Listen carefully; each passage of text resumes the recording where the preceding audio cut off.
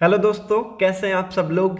I welcome you all in our channel the Study Tech and in this video we are going to discuss the complete Hindu newspaper analysis of 24 of November 2023 24 November 2023 के important articles and editorial को discuss करेंगे।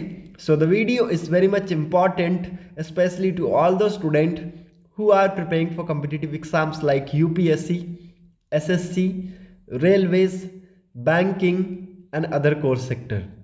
And the video is bilingual. It means I'm going to explain each and every articles of the newspaper in Hindi and English so that आपको language की problem कहीं से भी ना हो। और अगर आपको वीडियो पसंद आता है, हमारा कंटेंट पसंद आता है, पढ़ाने का तरीका पसंद आता है, देन वीडियो को लाइक, शेयर और चैनल को जरूर सब्सक्राइब कर लीजिएगा ताकि आपको हमारी ऐसी वीडियो की अपडेट मिलती रहे। So let's move to the first page of the newspaper. Discuss करेंगे इंपॉर्टेंट आर्टिकल्स को। Governor holds no veto power over bills says Supreme Court. Bench says if a governor withholds assent to a bill, it must be returned to state legislature as soon as possible. If assembly reenacts it, as in the case of Tamil Nadu, then the governor must give nod. ठीक है, पूरे मामले को समझने की ज़रूरत है। आखिरकार मामला है क्या। कुछ कांग्रेस रूल्ड स्टेट हैं, जैसे कि आपका हो गया पंजाब, तमिलनाडु, जैसे कि यहाँ पर एग्जाम्पल में भी दिया हुआ है। ओके, आपका हो गया केरला। तो इन स्टेट में हो क्या रहा है, इन स्टेट में स्टेट लेजिस्लेचर के द्वारा बिल को पास करा दिया जा रहा है। ठीक है, स्टेट लेजिस्लेचर के द्वारा बिल को पास करा दिया जा रहा है। अब बिल किसके पास जाएगा? गवर्नर के पास जाएगा फॉर हिज अप्रूवल। ठीक है, अपनी अप्रूवल के लिए बिल कहाँ पर जाएगा? गवर्नर के पास जाएगा। तो गवर्नर के पास 3 या 4 ऑप्शंस रहते हैं। ठीक है, पहला, या तो वो बिल पे क्या करेगा? असेंट दे देगा। ठीक है, दूसरा, या तो असेंट देने से मना कर देगा, विद होल्ड। ठीक है, withhold is assent. Okay, तीसरा, या तो वो उस बिल को क्या करेगा? रिकॉन्सिडरेशन के लिए वापस से स्टेट लेजिस्लेचर के पास भेज देगा। किसके पास भेज देगा? स्टेट लेजिस्लेचर के पास वापस से उस बिल को रिकंसिडरेशन के लिए भेज देगा। ठीक है, लेकिन इस मामले में क्या होता है, अगर स्टेट लेजिस्लेचर वापस से उस बिल को बिना किसी अमेंडमेंट या फिर अमेंडमेंट के भेजती है वापस गवर्नर के पास, तो गवर्नर क्या करेगा? उसको नॉट देना पड़ेगा। ठीक है, गवर्नर इसमें वापस से रिकंसिडरेशन के लिए नहीं भेज सकता है। ठीक है, तो उसको गवर्नर को क्या होगा?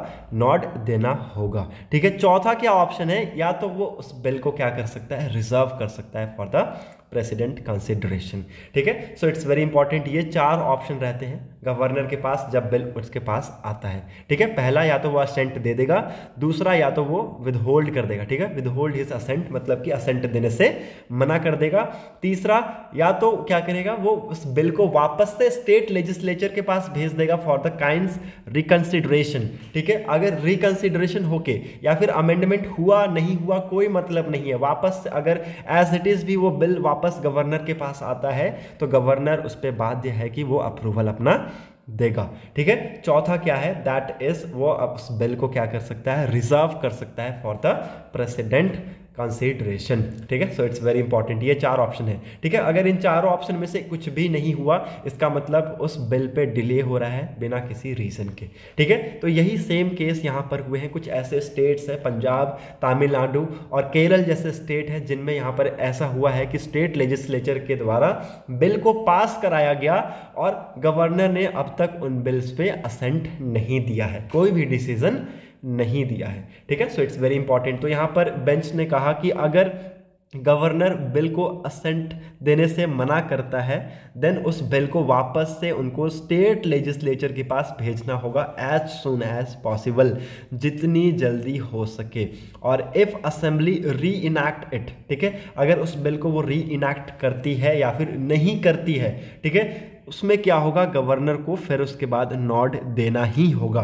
ठीक है, उसको नॉड देना ही होगा बिल के ऊपर। ठीक है, सो इट्स वेरी इंपॉर्टेंट। ये आप यहाँ पर देख सकते हैं, ये स्टेटमेंट है। Okay, hope you are getting my point. और ऐसे केसेस आपको यहाँ पर देखने को मिलेंगे किसमें? अभी कांग्रेस रूल स्टेट्स में हो रहे हैं, जैसे कि मैंने आपको बताया पंजाब हो गए, तमिलनाडु हो गया, आंध्र प्रदेश हो गया, आपका केरल हो गया। इन स्टेट्स में आपको ऐसे केसेस देखने को मिल रहा है। Okay, hope you are getting my points. Now move to the next important article. Okay, यहाँ पर और कुछ भी इंपॉर्टेंट है नहीं।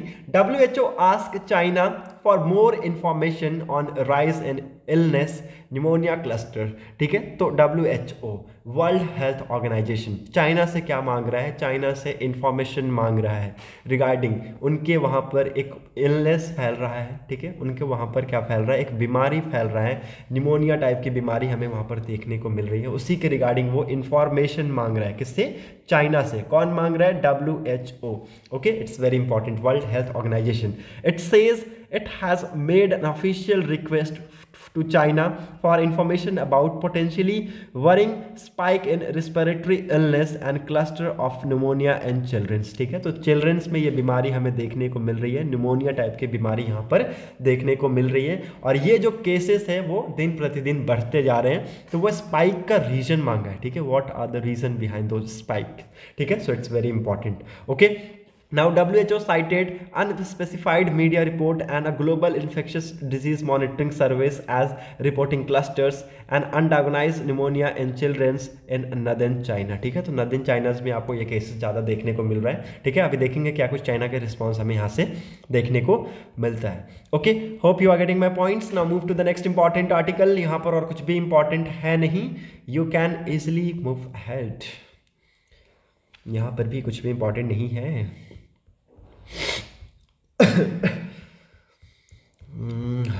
यहाँ पर भी नहीं है। So let's move on to the editorial section. पहला editorial you can easily skip. Okay, next editorial को हम लोग डिस्कस करेंगे a $5 trillion economy, but for whom। ठीक है, इट्स वेरी इंपॉर्टेंट। यहाँ पर एग्जाम्पल भी दिया हुआ है हमारे पास। एग्जाम्पल है जापान। ठीक है, अभी ये जो मामला है वो स्टार्ट कहाँ से हुआ, कैसे हुआ, वो भी हम यहाँ पर डिस्कस करेंगे। ठीक है, लास्ट वीक, पिछले हफ्ते क्या हुआ, एक इलेक्शन रैली चल रहा था। कहाँ पर? छत्तीसगढ़ में, जहाँ पर हमारे honourable prime minister Shri Narendra Modi ji ने अनाउंस किया that he is extending the Pradhanmantri Garib कल्याण अन्न योजना। ठीक है, वो क्या कर रहे हैं? प्रधानमंत्री गरीब कल्याण अन्न योजना को एक्सटेंड करने वाले हैं। ठीक है, इस योजना के तहत क्या हो रहा था? एक ऐसा स्कीम है ये जिसके तहत 5 kg फूड ग्रेन्स दिया जा रहा है फ्री टू एवरी मंथ। ठीक है, free to every month to beneficiaries of the national food security act by 5 years because he does not want any citizen to sleep hungry. ठीक है, ये scheme आप लोगों को समझ में आ गया होगा इतना ही लैंग्वेज में। ठीक है, इतना ही लैंग्वेज में समझ में आ गया होगा। प्रधानमंत्री गरीब कल्याण अन्न योजना ऐसा स्कीम है जिसके तहत जिन्होंने भी इस पोर्टल से रजिस्टर्ड किया है उनको 5 kg राशन फ्री मिलेगा, ताकि लोग भूखे ना सोए। ठीक है, ताकि लोग भूखे ना सोए। This means that 80 crore Indians will still be receiving free food grains to starve off hungers in 2028। ठीक है, इसका मतलब ये है कि लगभग 80 करोड़ इंडियंस इस राशन को लेंगे। ठीक है, इस राशन को लेंगे और इस स्कीम का लुत्फ उठाएंगे। ठीक है, और यहाँ पर देख रहे हैं 2028 तक यहाँ पर बताया गया है कि 80 करोड़ इंडियंस इस स्कीम का बेनिफिट लेंगे। ठीक है, this is the year the government expert India to become the 3rd largest economy in the world with a GDP of $5 trillion। ठीक है, मतलब कि 2028 का हमने टारगेट रखा है कि हम $5 ट्रिलियन की इकॉनमी को हम हासिल कर लेंगे। ठीक है, तो ये ऐसा साल होगा जहाँ पर इस चीज़ को मेंटेन करना भी बहुत ही ज़्यादा डिफ़िकल्ट रहेगा। ठीक है, तो ये हमारे पास एग्जाम्पल है, एक बहुत अच्छा एग्जाम्पल यहाँ पर ऑथर ने दिया है किसका? जापान की ग्रोथ का। ठीक है, लेकिन कुछ चीज़ें ऐसी है जहाँ पर आपको उसके लूप होल्स भी दिखेंगे। ठीक है, आप यहाँ पर देख सकते हैं। ठीक है, for reference let's take a look at Japan today, the 3rd largest economy by GDP in the world. In Japan, there is reportedly a death by suicide in every 20 minutes। ठीक है, हर 20 मिनट में एक suicide से एक इंसान की death होती है जापान में, आप देख सकते हैं। ठीक है, about 15 lakh Japanese have not left their home for a year, a form of self-social withdrawal known as hikikomori। ठीक है, इसको लिख लीजिएगा, इट्स वेरी इंपॉर्टेंट। ठीक है, 15 लाख जापानीज ने पिछले 1 साल से अपना घर नहीं छोड़ा है।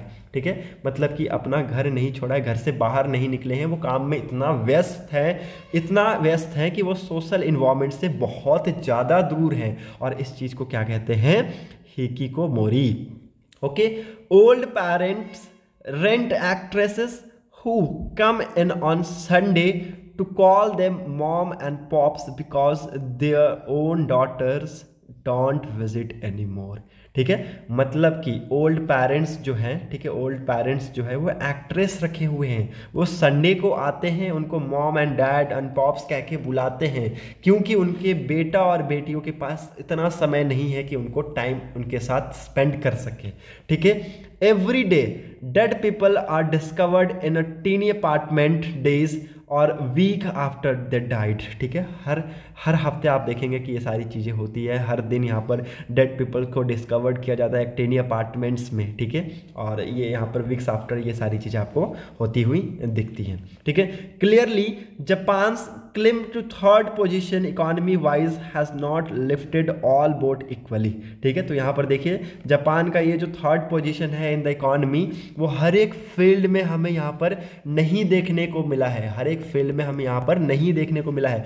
कोई भी बोट यहाँ पर इक्वली का मतलब ये एक फ्रेज है, मतलब कि हर एक क्षेत्र में आपको इक्वल डेवलपमेंट नहीं देखने को मिली है, किसी में डाउन है, किसी में अप है, किसी में डाउन है, किसी में अप स्विंग डाउन स्विंग, ऐसे हमें देखने को मिला है। ठीक है, it has tossed the weak to the margin when they language because economic growth on stride has unpicked the safety catch of family and community ties.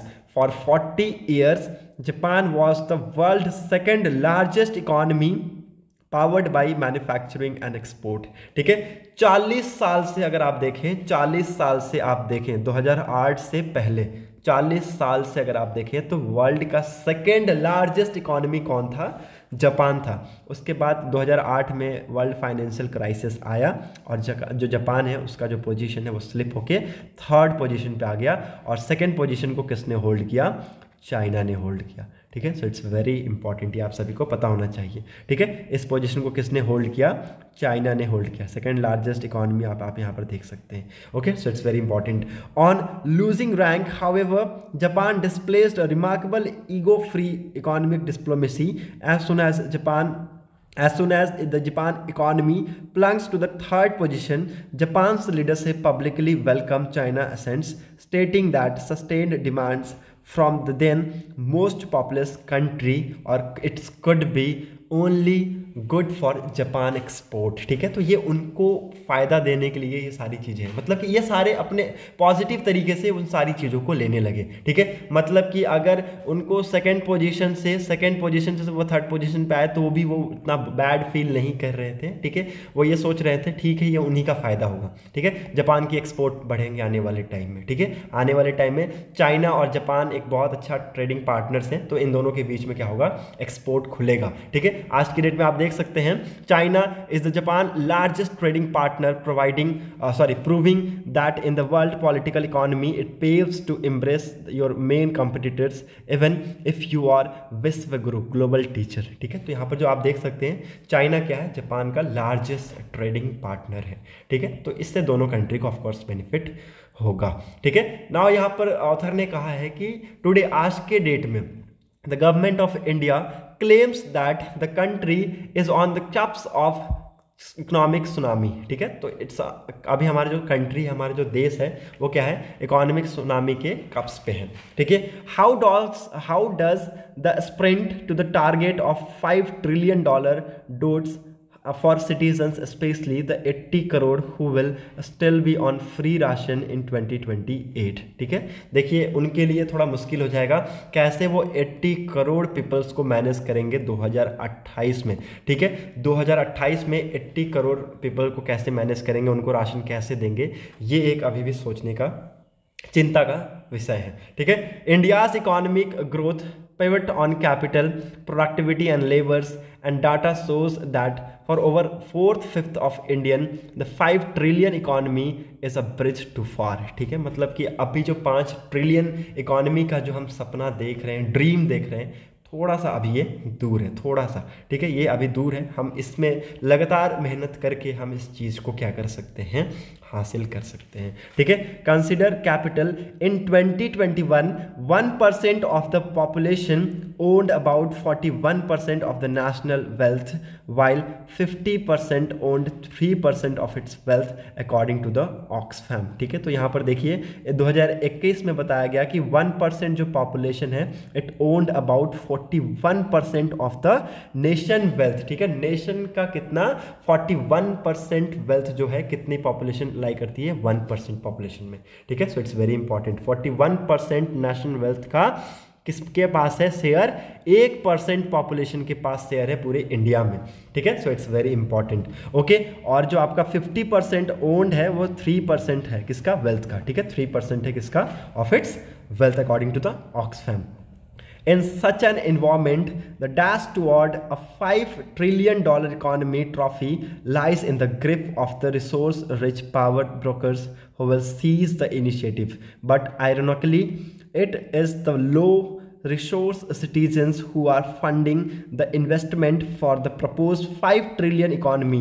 Approximately 64% of the total goods and services tax came from the bottom 50% of the population and top 10 contribute 3% of the GST, ठीक है। तो यहाँ पर आप देख सकते हैं जो 50% पॉपुलेशन है वो यहाँ पर कंट्रीब्यूट करते हैं 64% ऑफ द GST एंड जो टॉप आपके 10% है वो कंट्रीब्यूट करते हैं कितना, 3% ऑफ द GST, ठीक है। So we need to have good यहाँ पर एजुकेशनल स्किल्स की ज़रूरत है, इन्वायरमेंट की प्रॉपर ज़रूरत है ताकि हम आने वाले टाइम में एक ग्लोबल हब बन पाएँ और 5 ट्रिलियन इकोनॉमी का जो सपना है उसको हम अचीव कर पाएँ। The governments tools and sector for achieving this goal were identified by the Minister of State and Finance Pankaj Chaudhary in Parliament on August 2023 as digital economy, fintech, energy transition, climate change, GST insolvency and bankruptcy code, decrease in corporate tax, make in India, startup India,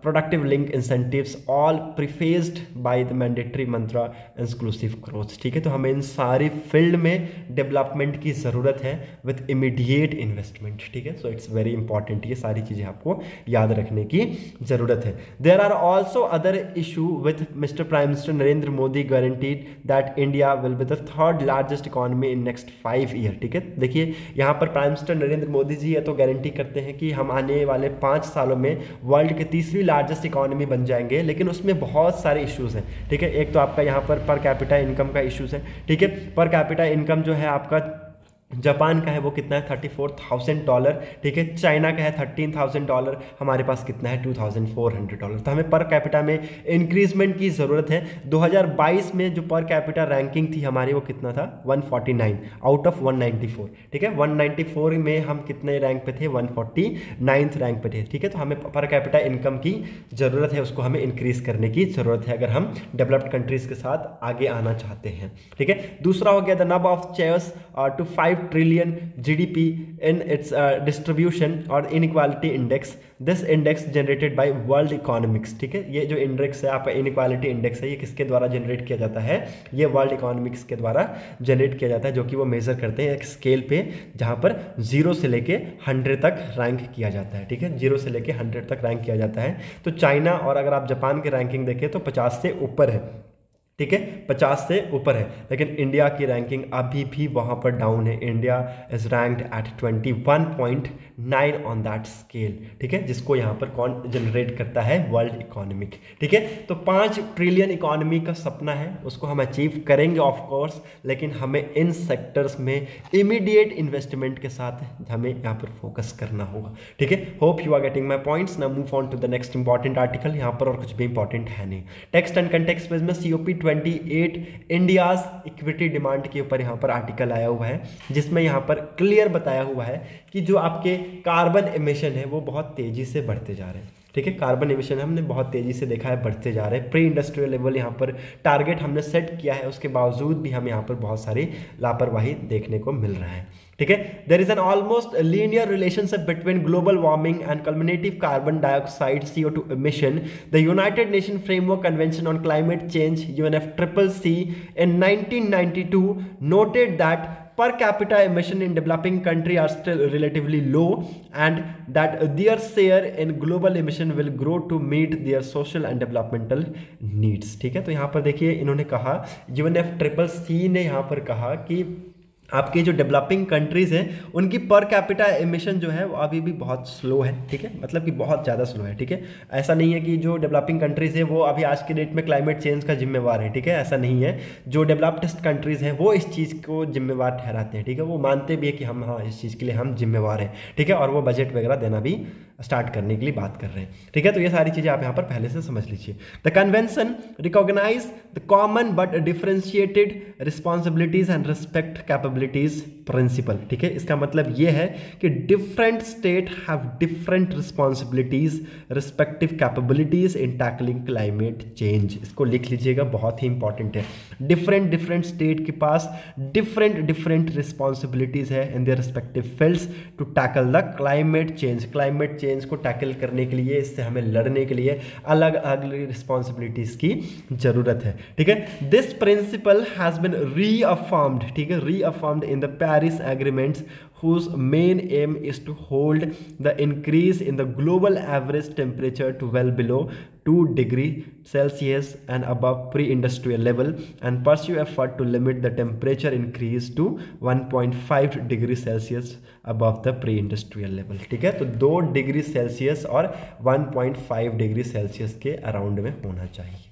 ठीक है, ये आपका क्या है, ये आपका above pre industrial level है और ये आपका बिलो प्री इंडस्ट्रियल लेवल है। सॉरी, ये आपका अबव प्री इंडस्ट्रियल लेवल है और ये आपका बिलो प्री इंडस्ट्रियल लेवल है। ठीक है, सो इट्स वेरी इंपॉर्टेंट। यहाँ पर जो पेरिस एग्रीमेंट है ये, उसमें हमें ये चीज़ें कंफर्म देखने को मिली कि बहुत सारे ऐसी कंट्रीज़ हैं जिन्होंने यहाँ पर शपथ लिया कि हम नेट जीरो की तरफ मूव करेंगे। ठीक है, किसके तरफ मूव करेंगे, नेट जीरो की तरफ मूव करेंगे और CO2 जो इमिशन हो रहा है उसको क्या करेंगे, रिड्यूस करेंगे। ये सारी चीज़ें यहाँ पर पेरिस एग्रीमेंट में भी कंफर्म हुआ। ठीक है, ये यहाँ पर लिखा हुआ है ना, आप देख सकते हैं। The increase in global average temperature. ठीक है, ग्लोबल एवरेज जो टेम्परेचर बढ़ रहा है उसको यहाँ पर कम करेंगे, कितने से, 2 डिग्री सेल्सियस से। ठीक है, which is above the pre industrial level and उसको हो सकता है कम करेंगे और यहाँ पर 1.5 डिग्री सेल्सियस तक हम उसको मेंटेन करके रखेंगे। ठीक है, लेकिन ये जो सपना है ये सपना रह जा रहा है। ठीक है, अभी भी जो ग्लोबल यहाँ पर टेम्परेचर है वो अभी भी इज ऑन राइज है। ठीक है, according to the intergovernmental panel on climate change 6th assessment report IPCC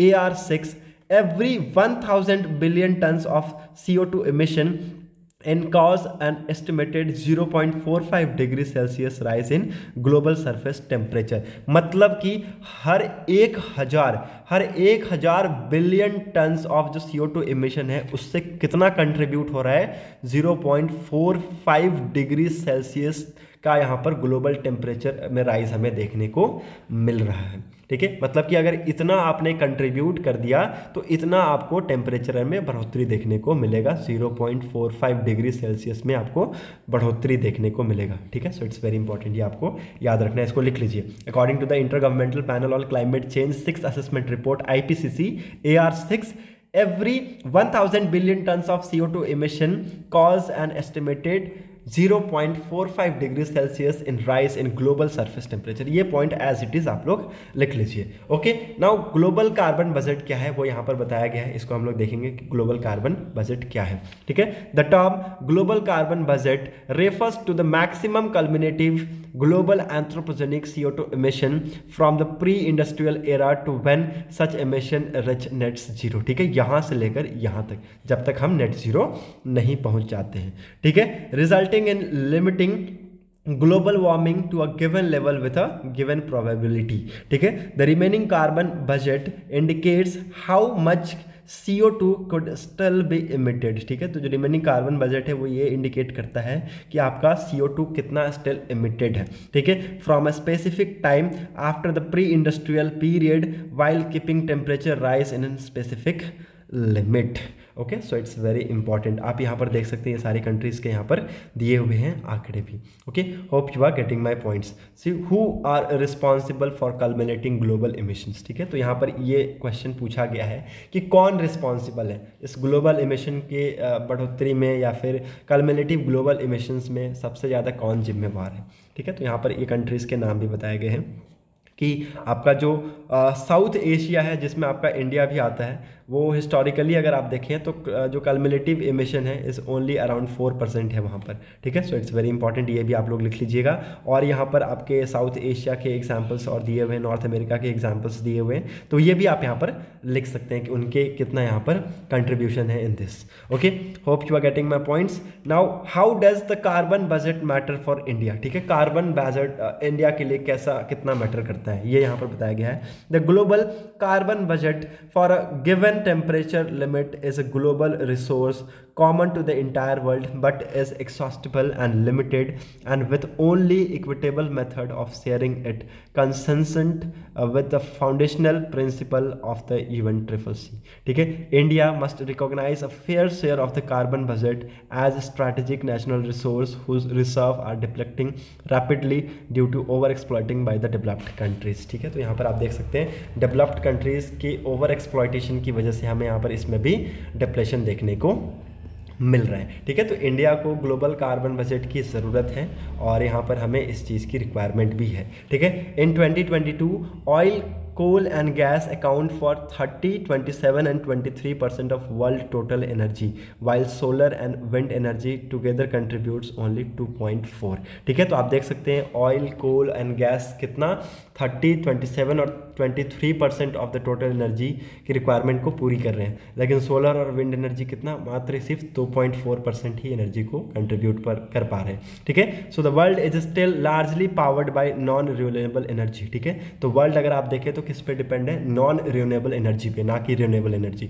renewable energy में आपका विंड एंड सोलर आ जाता है, ठीक है, लेकिन नॉन रिन्यूएबल एनर्जी है तो वो क्या है, ऑयल हो गया, आपका कोल हो गया एंड गैस हो गया, ठीक है। So it's very important. And developed countries have tried to beat developing countries into accepting rapid and economic wide changes, ठीक है। तो यहाँ पर देखिए डेवलप्ड कंट्रीज अभी ये कह रहे हैं कि आप अपने क्षेत्र में डेवलपमेंट्स बंद कर दीजिए, ऐसा थोड़ी होगा भाई, आपने डेवलपमेंट किए हैं हम भी करेंगे, ठीक है, आपने डेवलपमेंट किए हम भी किए, ठीक है। तो ये चीज़ें नहीं हो सकती हैं, हमें उसके लिए टाइम चाहिए, ठीक है, हम भी करेंगे और उस चीज़ से इफेक्ट तो होगा, जाहिर सी बात है, लेकिन थोड़ा कम करने की कोशिश करेंगे, ठीक है।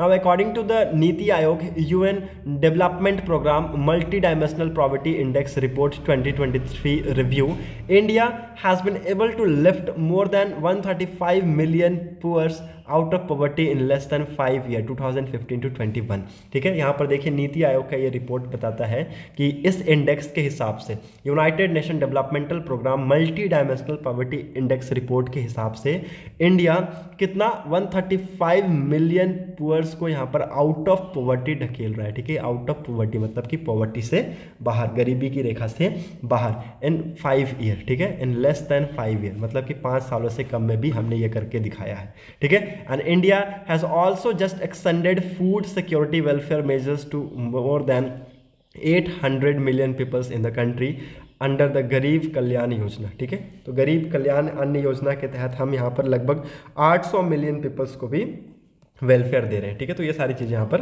बताइए ताकि हम जो पॉवर्टी है उसको इराडिकेट कर सके, ठीक है। So it's very important. So development is the first defence against climate change, ठीक है। क्लाइमेट चेंज के अगेंस्ट अगर आप देखें तो पहला डिफेंस हमारा क्या है, डेवलपमेंट है, ठीक है। So to end this India has set up the international solar alliance, the coalition for disaster resilient infrastructure and the global biofuel alliance, ठीक है। तो यहाँ पर इस चीज़ को एंड करने के लिए इंडिया ने सेटअप किया है क्या, इंटरनेशनल सोलर अलायंस को, ठीक है।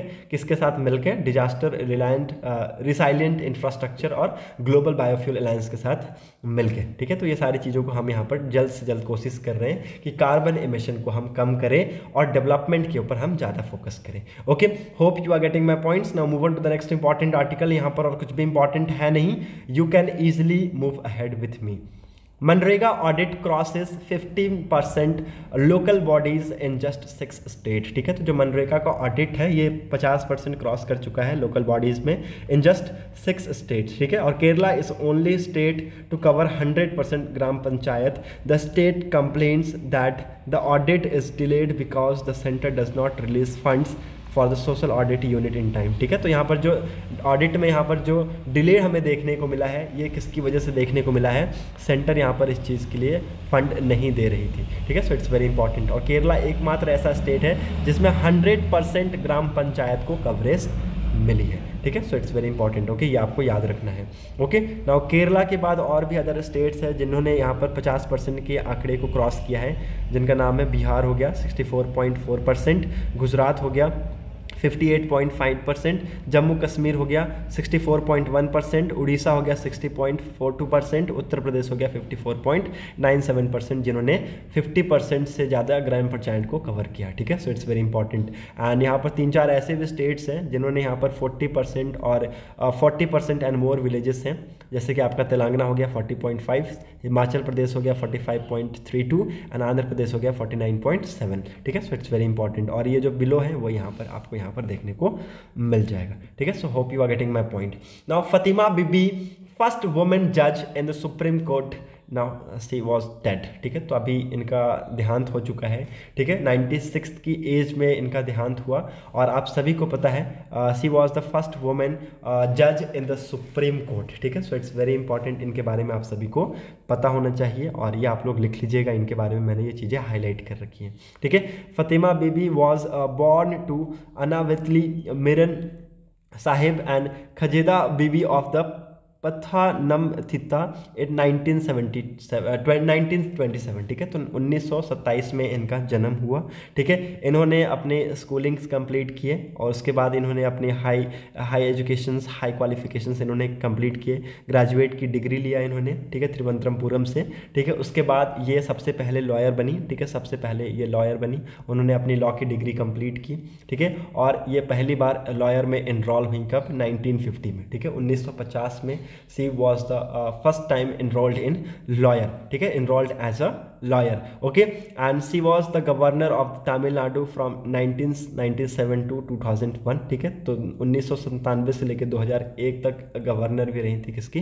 तमिलनाडु की। उसके बाद यहाँ पर इन्होंने बहुत अच्छे डिसीजंस भी लिए, ठीक है, और यहाँ पर ये सारी चीज़ें की थी, ठीक है। तो यहाँ पर इनके लिए आपको याद रखना है कि ये तो सबसे पहला एग्जाम में क्वेश्चन पूछा जाता है कि who was the first women जज ऑफ द सुप्रीम कोर्ट, तो नाम आ जाता है फातिमा बीबी जी का, ठीक है, जिनका अभी रिसेंटली निधन हो चुका है, okay. Hope you are getting my points. Now move to the next important article. यहाँ पर और कुछ भी इंपॉर्टेंट है नहीं, बिजनेस सेक्शन में भी कुछ भी इंपॉर्टेंट आपको नहीं मिलेगा। कल इंडिया ऑस्ट्रेलिया के बीच में मैच था, जिसमें सूर्य कुमार यादव का बहुत अच्छा परफॉर्मेंस रहा, ओके। आप लोगों ने मैच एंजॉय भी किया होगा, okay. Hope you are getting my points. So that's it for today's video analysis. अगर आपको वीडियो पसंद आई हो तो लोगों तक जरूर शेयर कर दीजिएगा, साथ ही साथ वीडियो को लाइक, चैनल को सब्सक्राइब कर लीजिएगा, ताकि आपको हमारी ऐसी अपडेट्स मिलती रहे। Thanks for watching a video, thank you and have a nice day.